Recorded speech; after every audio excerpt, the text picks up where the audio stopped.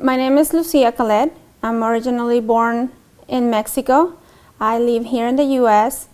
My original name is Lucia Judith Sarko Kosgaya. That's my born name. My married name is Lucia Khaled. And I'm originally from Mexico, which is south of, it's Latin America. My mom's name is Ruth. My father is Jesus. I'm the youngest of 4. I have 3 older brothers, and I'm the only girl.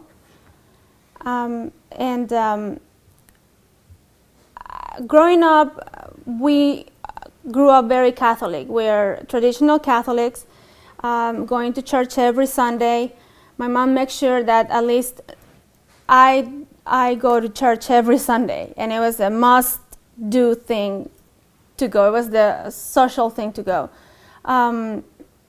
Yes, my mom is from the south of Mexico. It's a state called Campeche. And my father is from the north of Mexico, which is closer to the U.S. and the border. It's called Chihuahua. And my father met my mom by working, so he had to go to the south, and to the south of Mexico, and that's how he met her. My mom is from a very small village in this city. And my dad is from a big town. So they actually fell in love. In 6 months, they got married, and my mom moved to the middle of the country, which is where I was born and my brothers were born. My father is a mechanic engineer, and my mom is a homemaker. I have 3 older brothers. The oldest of them is a doctor. He's married to Panamanian, also from Latin America. She is also a doctor. My brother, the middle of them, he is chemical engineering. Currently, he lives in Canada. And the youngest one is in Mexico. He really didn't finish college, but he is more into business and stuff like that. So he lives in Puebla, where my parents live. Like I said, we were a Catholic family. We just, we moved to the middle of Puebla. My dad got a house. That transition was very stressful because we moved away from everybody. So we were only us, and that's it. I grew up in this place for the next 20 years. I grew up there until I got married and I moved to the U.S. Puebla, as Mexico, it's I will say almost 99% Catholic. Where I live was one of the first cities built when Cortez and Mexico was discovered by Colon and the Spaniards. That's one of the first cities that was built. And so you can find a church in every corner. And this is true. You go to the next corner, there's another church.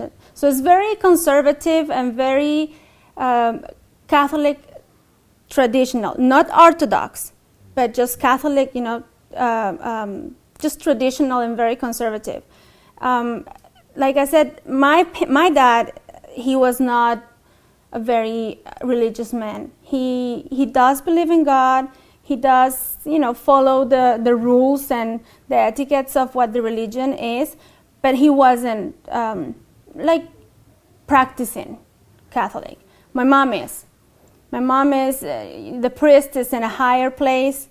The priest is the one that, gives you advice on what to do, what not to do. Like I said, she goes to church every Sunday. And even for us, she used to tell us, if you don't do this, then you won't go to church. Like if you don't wash your socks, for example, you don't go to church, you won't go out with your friends. That's something that she will say to us. I mean, going to church was a must. If we wanted to do any other social thing, we had to go to church. So it was very strong and power-willed. I also went to Catholic school. It was not the regular school, it was just like religious school, and it was run by nuns.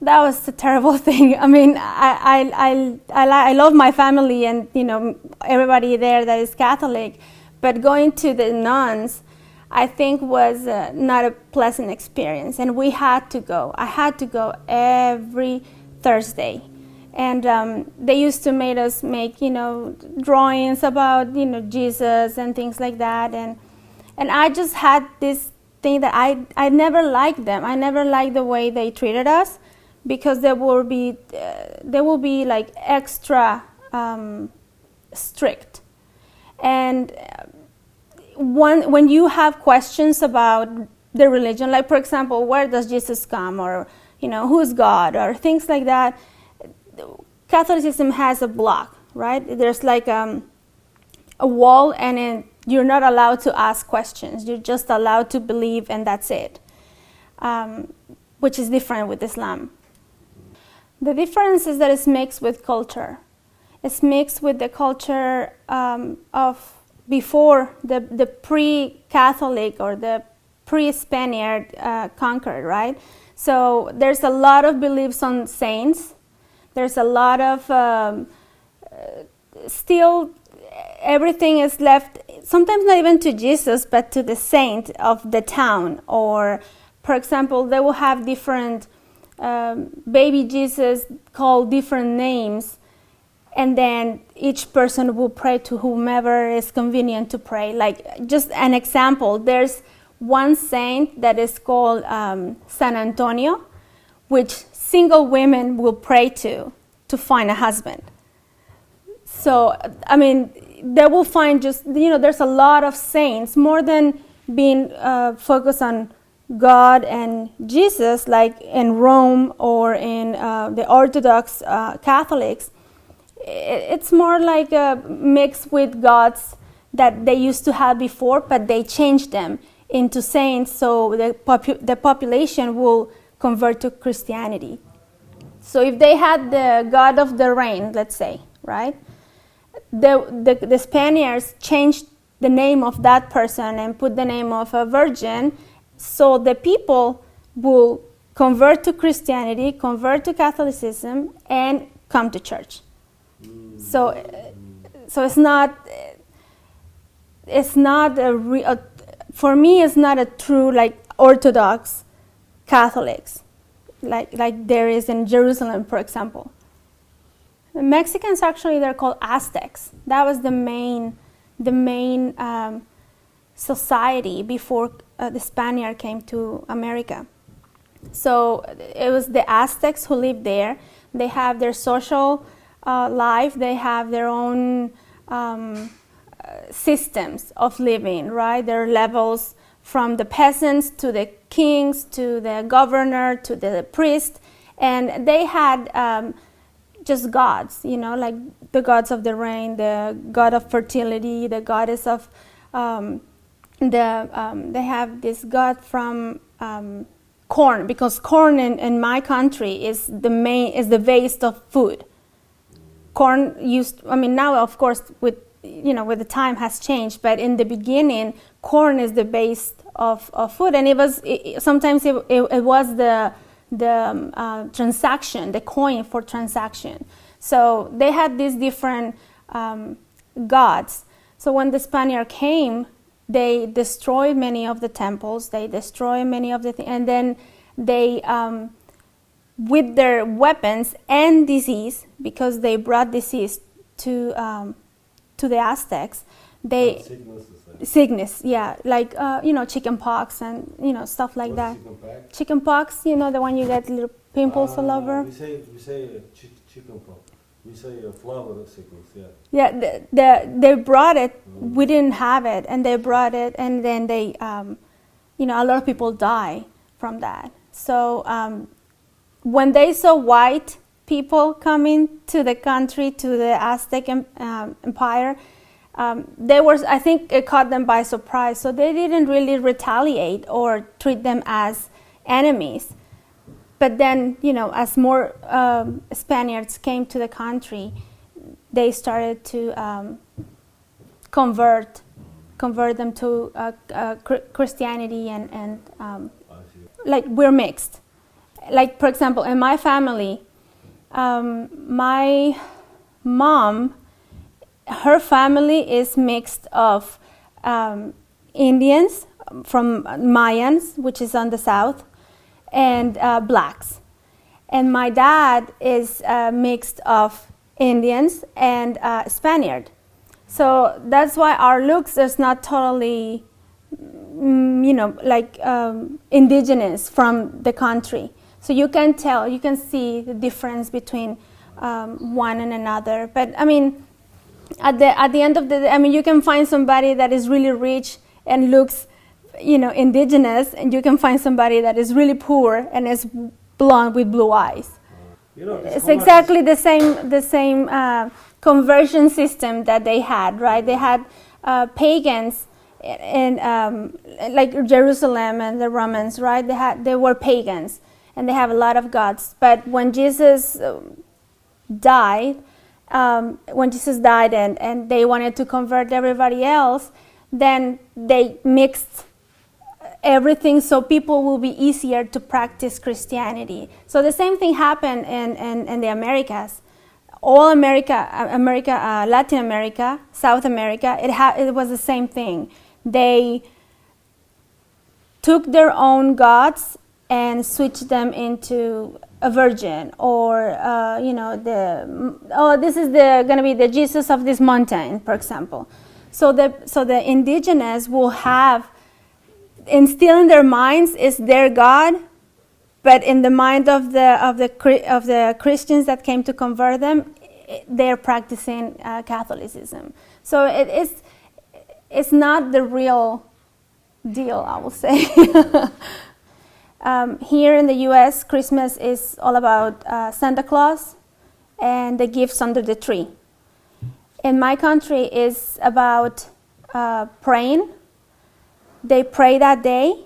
My mom, for example, the youngest of the family has to place the baby Jesus on Christmas, and they pray. And we used to go to church that night, and then it's a family night. Everybody eats together, and then after that, then you can go whenever you want. But it's a family function, and it's a religious function. It's not about presents.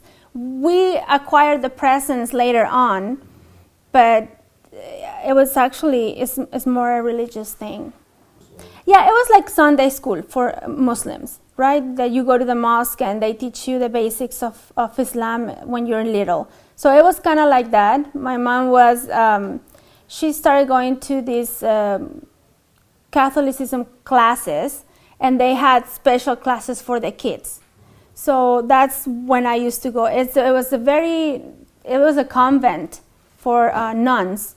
So the nuns will teach us, like Nuhu story, the Noah story, and Job story, and just Bible story, Bible time. That's what we will do. And then we will used to draw. I'm not a very good drawer. And one thing that sticks in my mind until now is that one time I draw probably Jesus and the cross or whatever, and I show it to the nun, and she looked at me. I make stick dolls, and she looked at it and she's like, "This is horrible. This is so." I was like 7, 8 years old. This is just terrible. What, I mean, you call this drawing? So that sticks in my head. It sticks forever. So it wasn't very pleasant. I didn't like to go. Yeah, we don't go on Sundays because Sunday's church day. So we used to go with my mom on the afternoons on Thursdays. We used to go on Thursdays, yeah. Yeah, she was just a worshiper. She didn't, she would just take the classes, but she's very Catholic. When I convert to Islam, she actually went and talked to the priest. Like kind of like to make sure I was not going to hell. Okay, I went from the primary school to high school. I went to the same schools that my brothers went.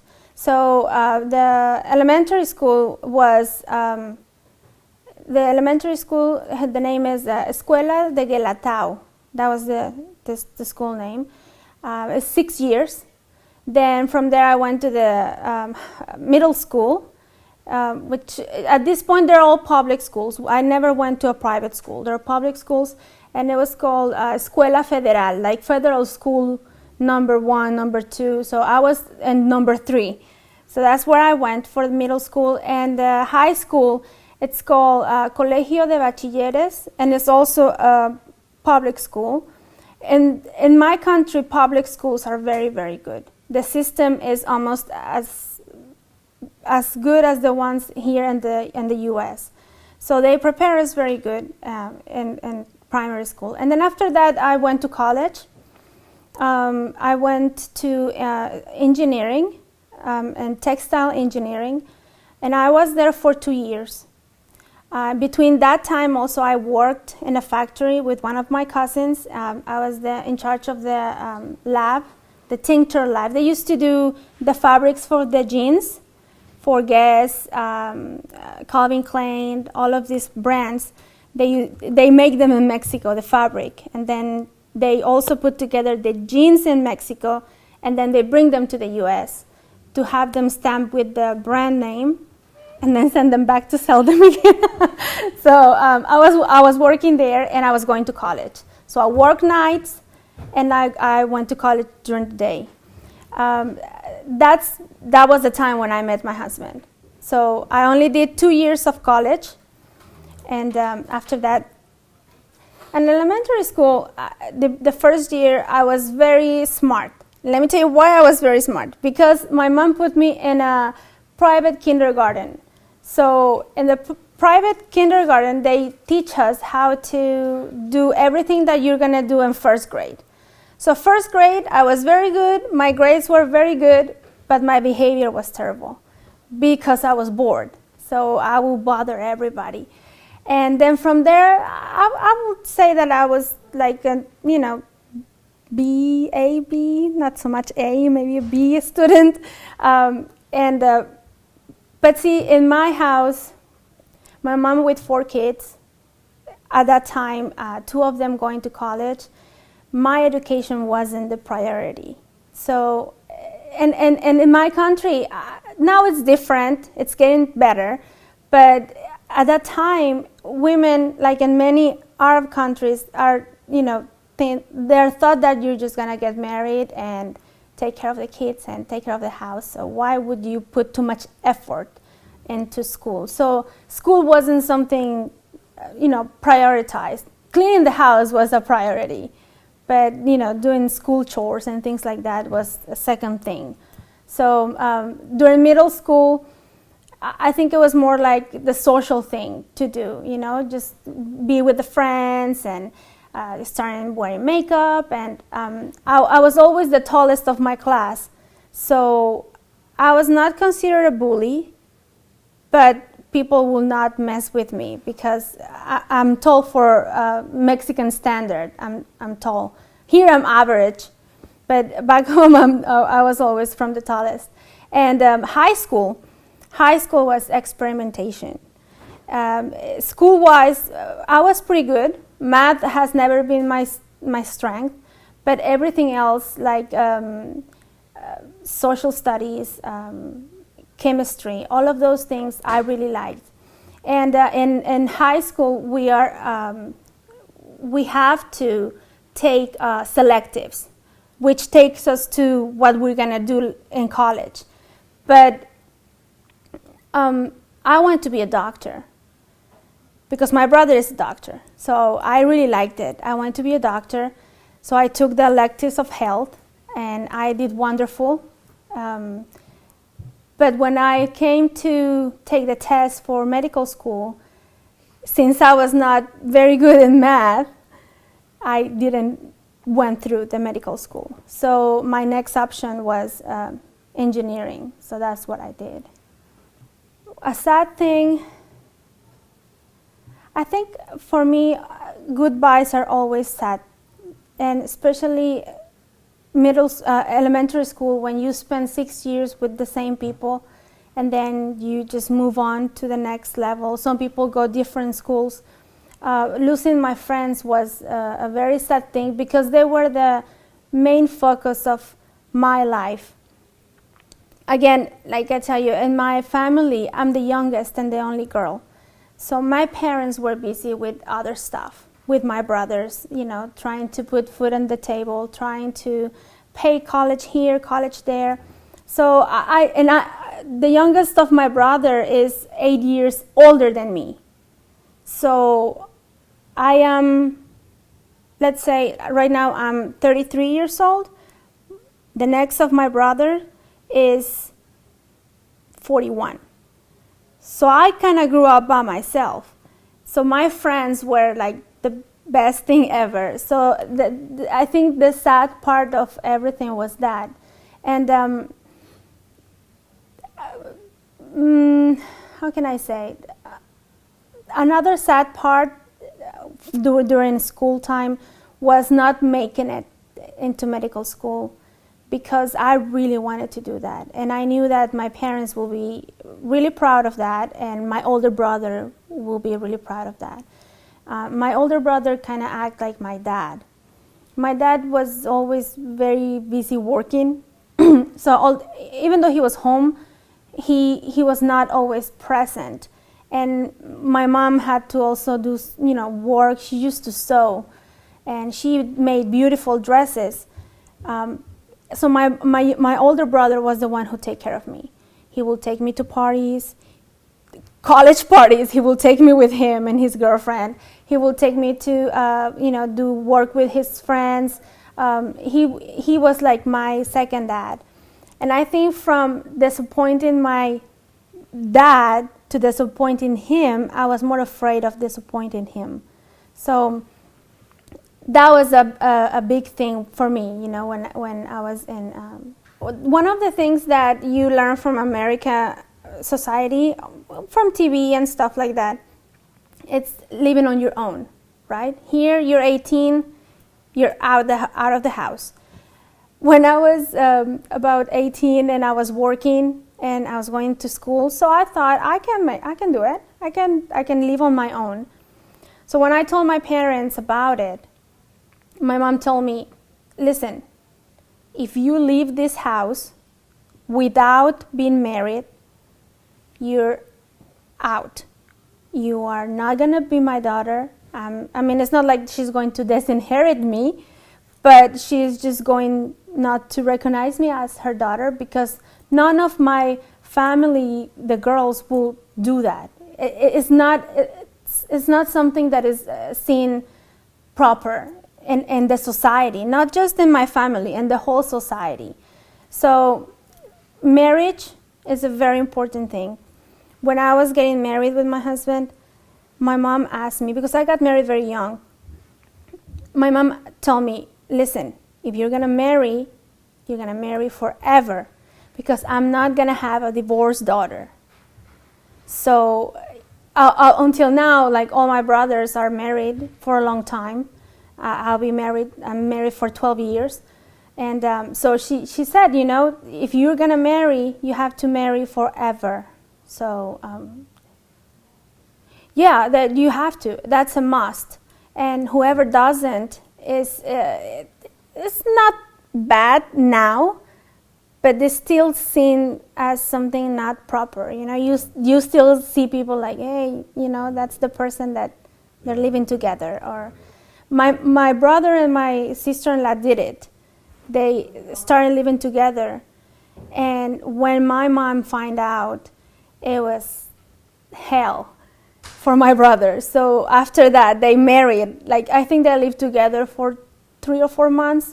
And then once my parents find out that he was spending nights there and things like that, there's like, you guys have to marry. So they arrange a civil wedding to get married, and then they can live together. I think it's the culture and you know, and the fear of you know, I think of the fear of God too, but it's more the culture, because I personally love the Aztec history, and I have read a lot of books about it, and the culture was like that. The culture was that you married, you're a virgin when you're married, you know, you go with your husband, and wherever your husband goes, you go. Whatever your husband says, you do. So that comes from more from the Aztecs and the culture than from the religion. I guess the religion just came to tie it out, but it was something that you have to do. And there was arranged marriage also before time. You know, like in the Aztec, it was arranged marriage. The families, when they were born, they already decided who was going to marry who.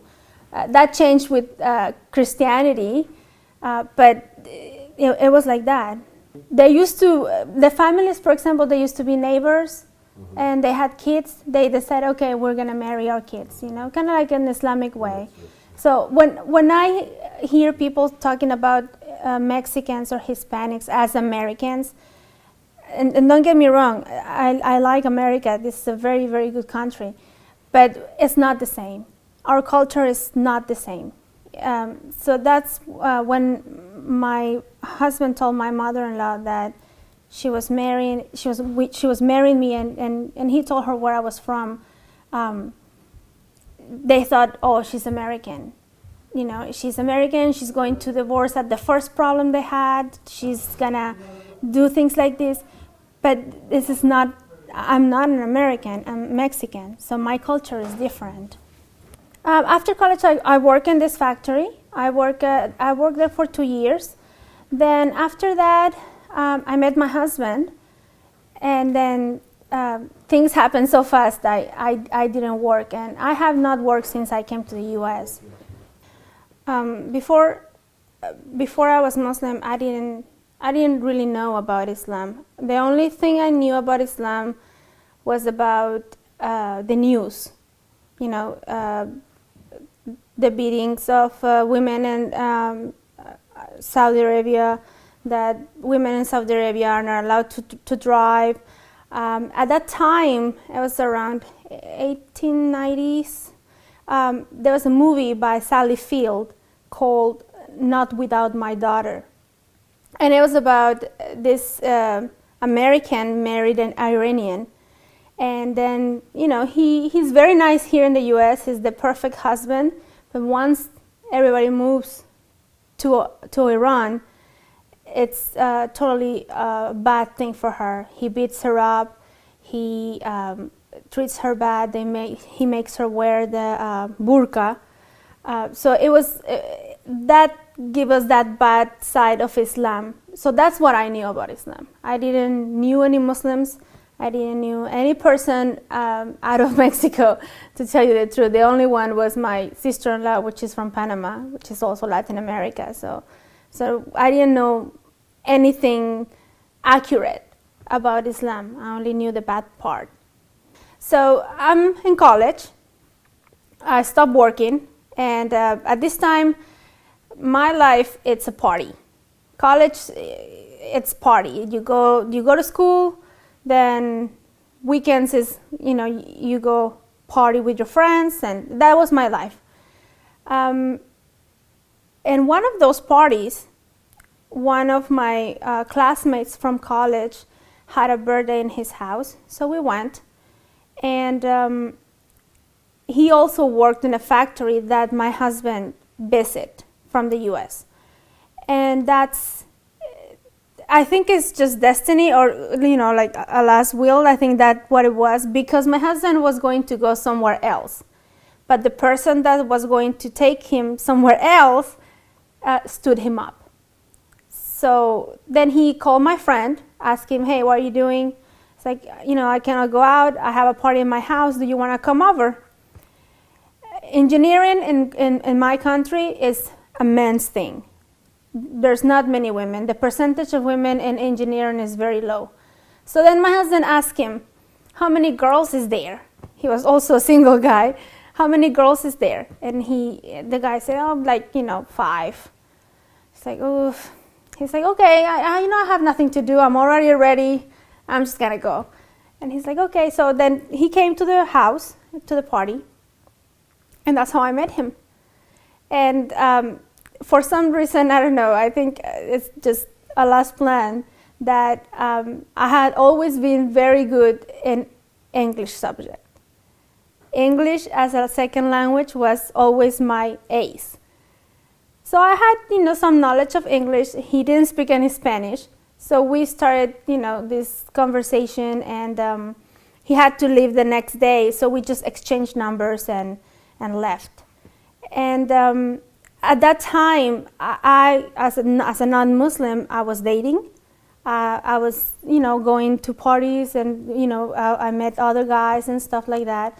And so, it was just like another guy that I met in the party and gave me his number, and that's it. Well, like about a week later, he called me. And so then we started talking. And we started talking. And we talked so much during 1 month that his bill came up to $600 in 1 month. Because we talked for like hours on the phone. Then he said, I'm gonna come back. Can I see you? And I said, okay. I said, but you know what? If you want to see me, you're gonna have to come to my house and pick me up. And let me tell you something. In that party, I always go out with my friends, very close friends or cousins. I had never really go out with guys to a discotheque or live in a party with a guy. Because that's not how we are. That's not how we are. We always protect each other. We go in a group of girls and come back in that same group of girls. Nobody goes with anybody. That night, it was the first time that I leave the party with somebody. And that one was my husband. And I don't know why. My friends asked me, are you sure? Call us as soon as you get home. And I'm like, yeah, I think you'll be okay. So he took me home. I had to teach him some manners because as an American, I guess dealing with American ladies, he just parked the taxi cab, stopped, and he's like, okay, well, bye. And I'm like, bye? You have to walk me to my door. I said, you don't just say bye. You have to walk me to my door and wait until I get in, and then you can go. So then he was like, oh, okay, I'm sorry, So then he did. So that's one of the things that, being, I guess, only girl, my brothers and my dad had always taught me that the guys have to, they have to work for you if they really want you. So that was, that was just funny. I always say that because he now he's very different dealing with my family and our culture. But at that time, he was just, okay, well, bye. I'm like, you have to take me. So so after that, we start calling and talking and everything. And then when he came to my house. So he said, yeah, no problem. I'll come to your house. I meet your parents. I don't have any problem with that. So he came and brought presents for me, flowers. So my parents were ecstatic. They were so happy. But they didn't like the age difference. My husband is 13 years older than me. And, at that time I was 20. So we went out, we went to the mall, we went to eat. He treated me very nice. Everything was very good. So we repeat this almost every month at the point that we got to fall in love, actually. And during this time, I've seen him pray. He practiced. He is very a practicing Muslim. He's a modern Muslim, but he practiced. So the first time I saw him pray, I felt so like I didn't belong there. Like I was an intruder on his prayer. So then I asked him, what is that you're doing? He said, well, I'm praying. I said, what are you praying? Well, I'm Muslim. And I said, what is that? So then he explained to me. And at that time, it was the craze. In my country, I started the craze of the personal computers. And so he brought me one from here. My family is not, they're not rich. My family were not, we couldn't afford a computer, that's for sure, at that time. So he took the effort to bring a computer to my place so I could communicate with him. I could still do, college. And that's how I started learning more about Islam. So then he brought me books. And at this time, I learned about Islam, but I also wanted to study my own religion because I didn't want to commit to something that I was not knowledgeable enough, and also because I didn't know enough about my own religion. I just knew what they tell you in church. So I started going to church, listening to the sermons, and reading the Bible. Then I learned there's a difference between the Old Testament and the New Testament, and that difference is Jesus. That's everything changes after Jesus is crucified.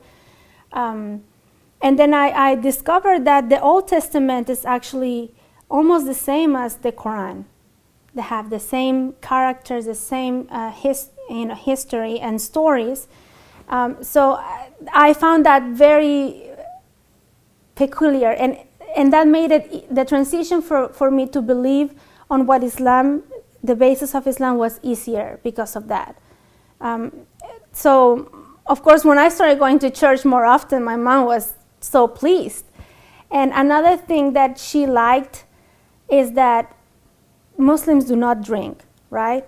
So if my husband will take me out, she knows we were not going to drink, because in my country, there's no party if there's no drinking. So that's, it can be a child's birthday party, but you're gonna find alcohol in that party. So that's something that they loved, that there was no drinking when we go out. Of course, no drugs, things like that. So they feel pretty secure, having me to go with him.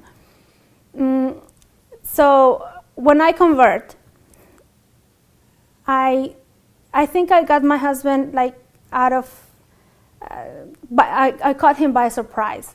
Because what I told him, I said, I have learned about Islam, I have read, I have compared, and I even talked to the priest in my church. I asked questions that he could not answer, that Quran answer.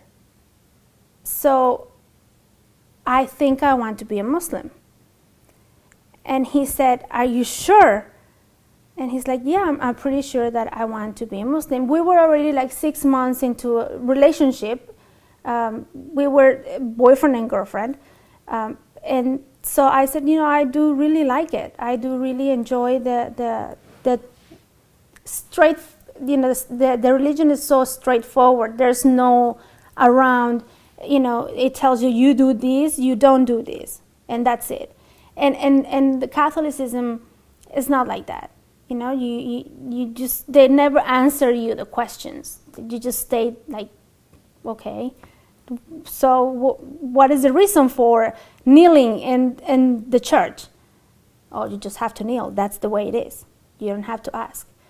And in Islam, they will explain to you why you don't drink, why you have to cover, why you have to, not eat pork, right? So that's what I liked. So when I decided, I told him, and he's like, okay. So my first shahada was with him. Just me and him. I became Muslim, just like that. And after that, we decided that we were going to get engaged. And he was very afraid because his family didn't know completely that I had become Muslim. And he's from Bangladesh. And they're very traditional Muslims. So, and particularly in his family, my brother-in-law and my sister-in-law, they have been arranged marriage. So they were expecting him to be an arranged marriage too. At that time, his dad was very, very sick. He was already in the, time of passing away. And so he said, I don't want to tell nothing to anybody. I want to wait because I don't want to bring something else to the plate. Everybody's dealing with my dad's disease and the fact that he's gonna pass any time. So I said, okay. He went to see his parents before his dad passed away, and I was so scared because I know how important a promise is in Islam. When you promise something, you have to do it. Otherwise, it stays there like you didn't do it. So I was so afraid that his dad will make him promise that he will marry somebody from there. I never had those rushes, nervous rushes, but during that trip, those 2 weeks that he was there, I break in rushes because I was so afraid. His dad was in deathbed, and knowing him, I know he was not going to break a promise like that. So I was just praying and praying and praying that please just don't ask him something like that. So alhamdulillah, he came back and everything was good. He didn't have to promise anything. So after that, we decided to arrange the wedding, and his mom didn't know. His family didn't know, because he knew that he will tell them, it will complicate more the situation. So we just decided to get married in Mexico. We found a mosque in Mexico City. That was 1999 when we found the mosque, and we got married in 2000. We got married in June 2000, and I got pregnant right away. So our plans were getting married, move to the U.S., go to school, and then have babies. But then we got married, get pregnant. I had to stay in Mexico for my whole pregnancy because my brother would not allow me to come here. I don't know anybody. This is a different country. They were not pleased by the fact that I was stepping my foot down to come here with him and marry him. So they said, okay, at least you have to stay for the pregnancy, and then we'll see what you're gonna do. They were still planning on convincing me not to come here. So my marriage was an Islamic marriage, but for my family didn't count. For my family, I was not married because it was not a Catholic marriage. Yeah, and my mom being the only girl, me being the only girl, she expected the white dress and the entrance in the church and all the family and, everything going on, the party.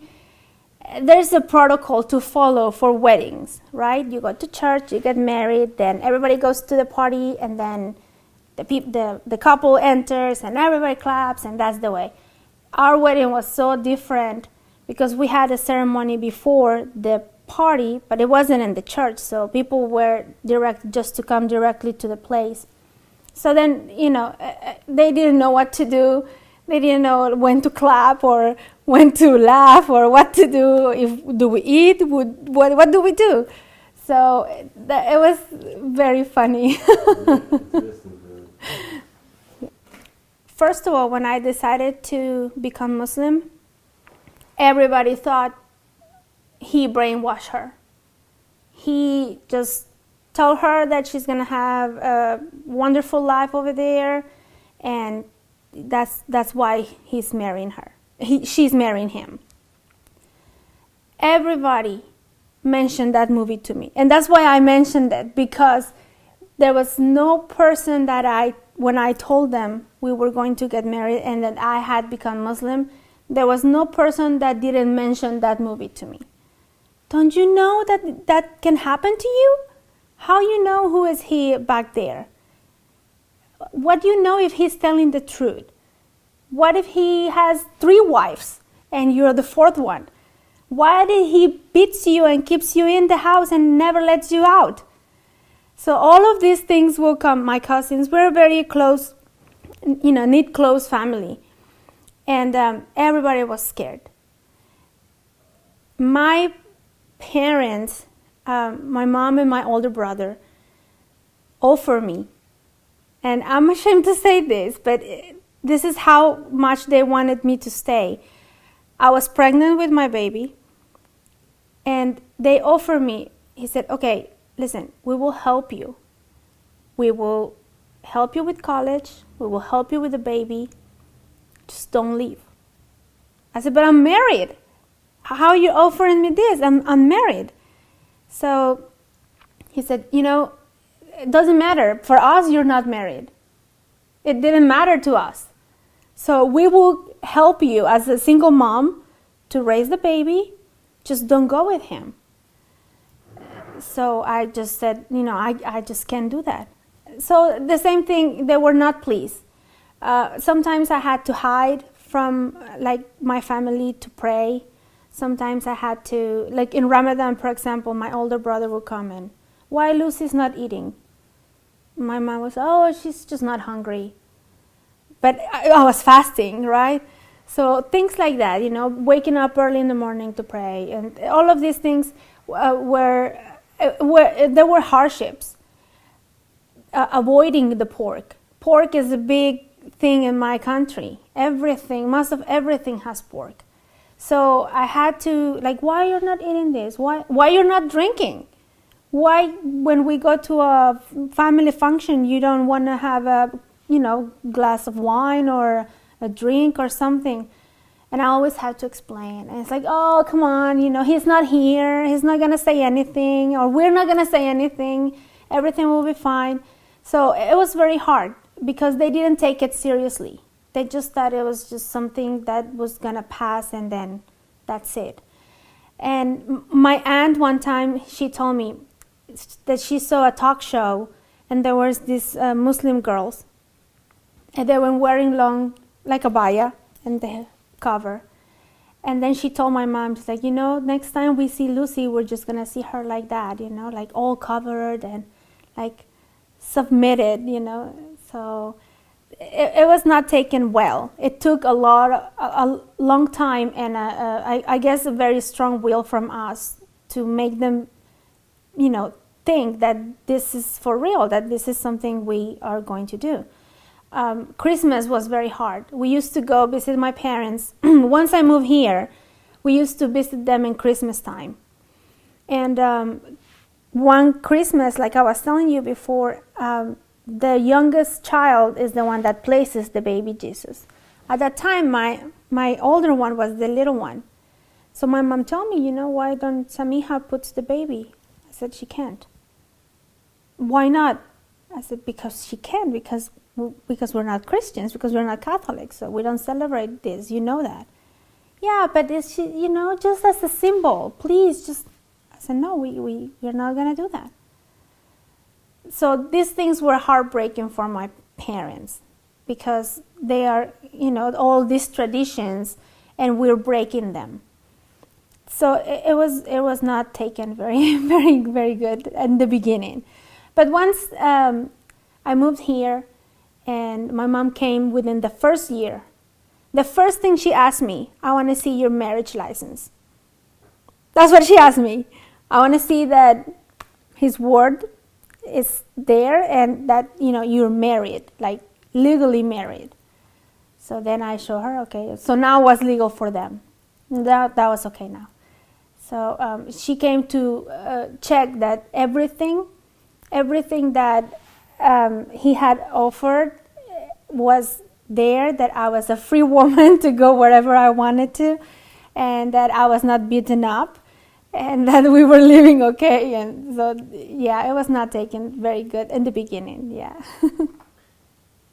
What my parents liked the most when I became Muslim, like I said, I was a party girl. I used to go parties, and I used to go with my friends and with my cousins. And when you're 18 and you're working, you're kind of paying for it yourself, you don't take account too much of what your parents are saying anymore, you're stupid. And so I think what they liked the most was the fact that everything changed once I became Muslim and I was married, because I was not going partying anymore, so I was staying in the house and I was not drinking, and I was dedicated to my studies. So I changed. Everything changed. I was more kind to them. My mouth got a filter. because I learned that your parents, whether Muslim or not, they're your parents, and you have to respect them.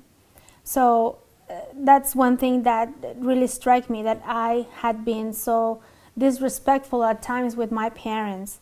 So I think that all of those things towards my family, they embraced, they liked it. So that was something positive that came from it. One of my brothers was having issues with his wife, and his wife has said things to my mom. And she said to me, you can come to my house anytime. But I said, look, you are mistreating my mom. Coming to your house is like saying that what you're doing is okay. So I'm not coming to your house. Because my mom is my mom, and I have to respect her. So when I became Muslim, I was still back home, and I met only 2 families that were Muslim. One person from Morocco, he was married to a Mexican, and a Pakistani family. So they were very nice. They taught me religion. They taught me, how to, about Islam, the rules and everything. Everything changed when I moved to the U.S. And I learned from this Moroccan brother. He told me when he was teaching me, because he taught me some Arabic, so how to read the surahs and stuff like that. And he said to me, Lucy, never ever follow the Muslim. Always follow Quran and Sunnah. Because Muslims, we are all people. We are all humans and make mistakes. You never follow the Muslim, you follow the Quran and the Sunnah. When I moved to this country, I learned that was true. Because Islam is so diverse. There's people from all over the world that are Muslims and bring with them their culture. So that was one thing that I learned about Muslims, that you have to be open-minded to understand that culture, it comes with it, and it's hard for a lot of people to separate that, the culture and religion.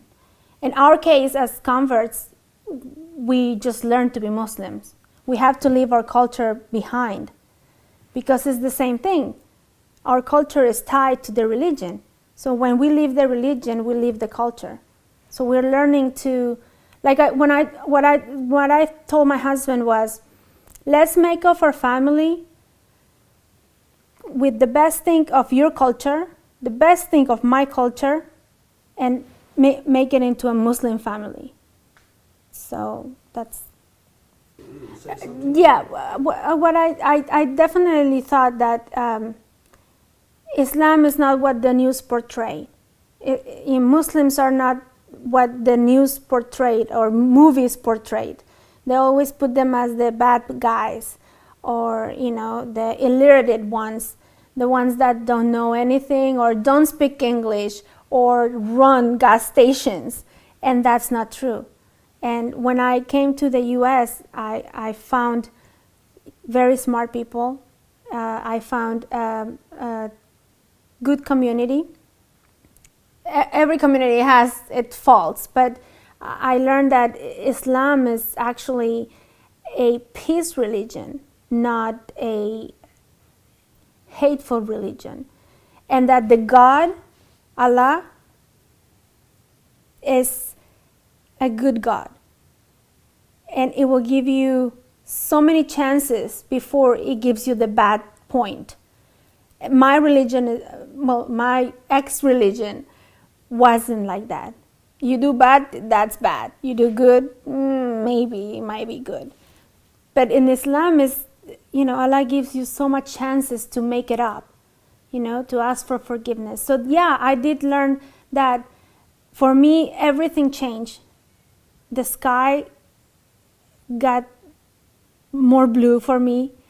I remember we went to the beach at one point when I was just convert, and then I just realized how powerful Allah is, and how wonderful He is with us. And when we were on the beach, we were looking at the sundown, and the waves were coming.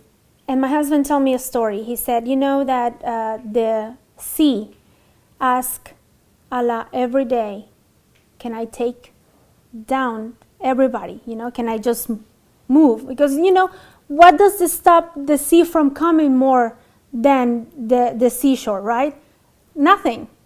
So it says that the sea asks Allah every day, can I move over? Can I move over? And Allah always says no. It's no. And, all of these stories that He tells me about the religion, and they really hit me, because then I can see how blessed as human beings we are.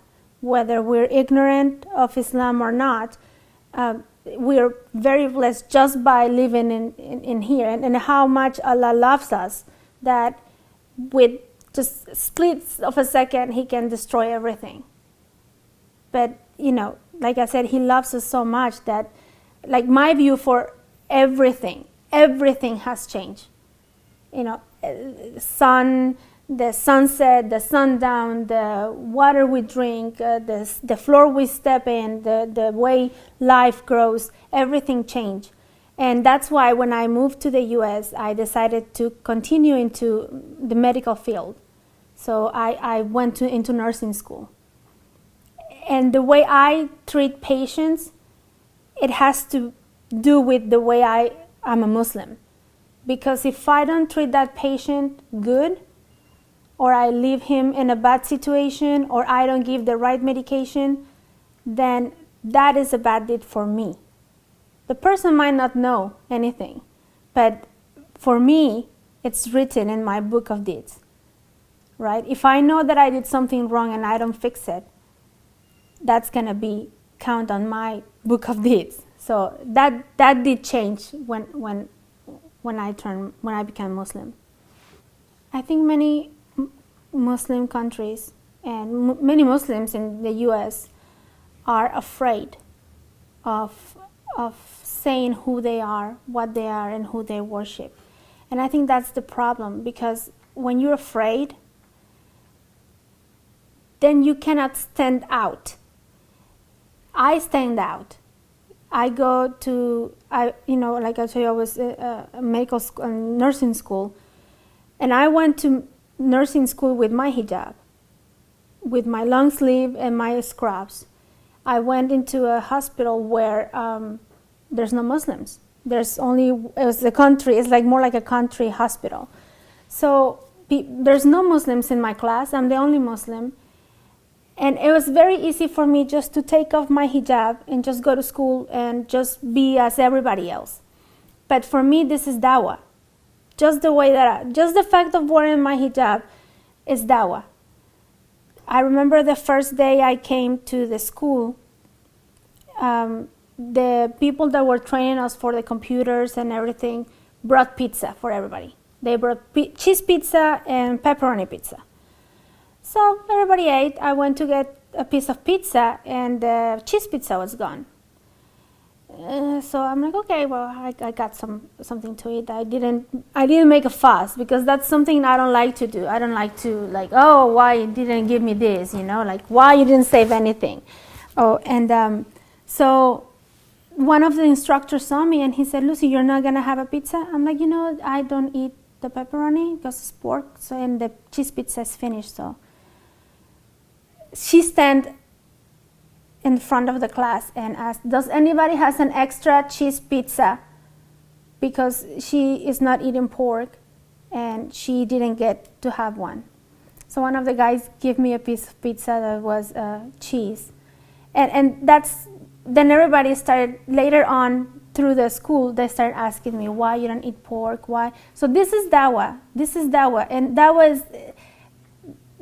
I think that when people know about Islam and break the mold that they have in their head about women being illiterate, Muslim being, not smart people, then, then it starts changing. And another problem that there's in Islamic world and the Muslim community is that even converts and born Muslims, sometimes they think that what they're doing is the correct way. So they're very easy, or I will say we are very easy to be judged. You're not praying like that. Oh, sister, you cannot wear jeans in the masjid. Sister, your hijab is wrong. When you start judging, then you divide. And I think that's what's happening in the Middle East. An example, Iran and Iraq. They're both Muslim countries, but they point fingers to each other to what they're doing wrong, and that divides. Sunnis and Shias, they both worship Allah. They might follow somebody else, but they point fingers to each other of what they're doing wrong, instead of uniting and work towards a better image of the Muslim and Islam. Look at the pictures they show in the news. That's why I don't watch the news anymore, because the only pictures they show is of women screaming, of women being all totally covered, women that they are being beaten or executed because they show their toenail. Those are the pictures that they have. We need to come out. Muslims need to come out of the safety of the Muslim community and go to a non-Muslim community and spread the word without preaching. Because you cannot come and tell somebody, oh, my religion is the best. Well, just by telling me that your religion is the best, you're wrong, because you're being arrogant. So you're showing arrogance already before you're even giving your dawah. So how you give dawah? By example. That's how the Prophet did it, just by example. And you don't make people say things or do things. Like when people come to my house, I have non-Muslim friends. They come to my house and they tell me, Lucy, should I cover my head?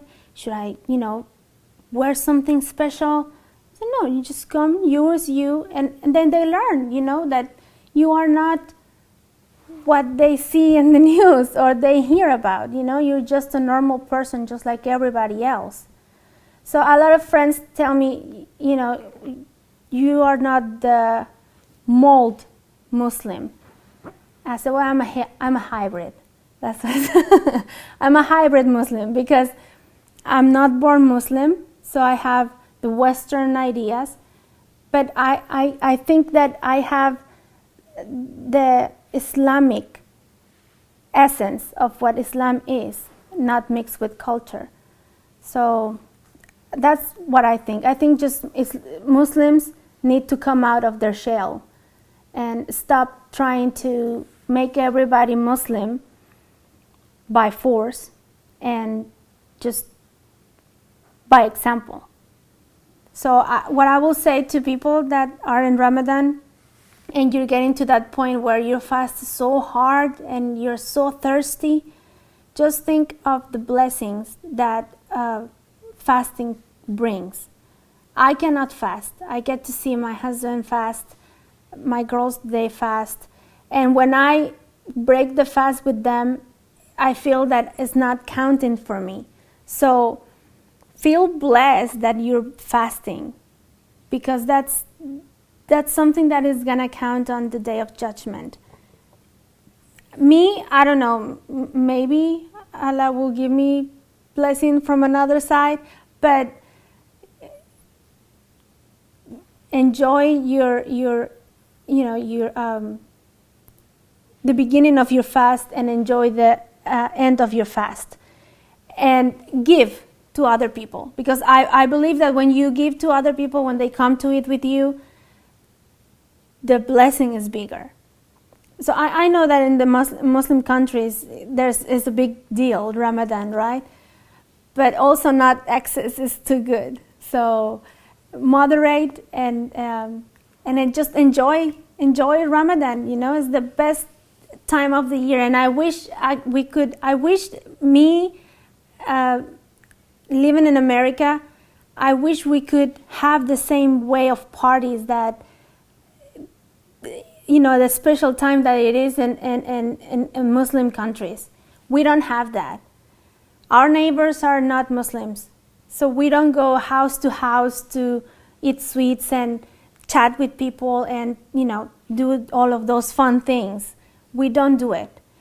Eid day, if it falls on weekday, after the prayer, if you get to go to the prayer, then you have to go to work. In a Muslim country, it's off. It's vacation. It's just to have fun, go and eat and do whatever you want to do. For us, it's not. Kids going back to school right after the prayer. You know, it's not. Sometimes it's not a fun day. It's not a fun thing. So you have the chance in other countries like Turkey, like you know, Saudi Arabia, Bangladesh. It's a big deal. Enjoy it. And when you get tired, when you finish your day, it's like, oh my God, another day tomorrow. We have to, you know, bring people to the house. Just enjoy, because we don't get to do that. We don't get to hear the salah, you know, hear the adhan every day. We don't get to do all of those things. So it'll be awesome for us to do something like that. For me, I have never experienced that in another country, so that will be nice. So enjoy Ramadan, enjoy Eid, and eat and make a lot of dua.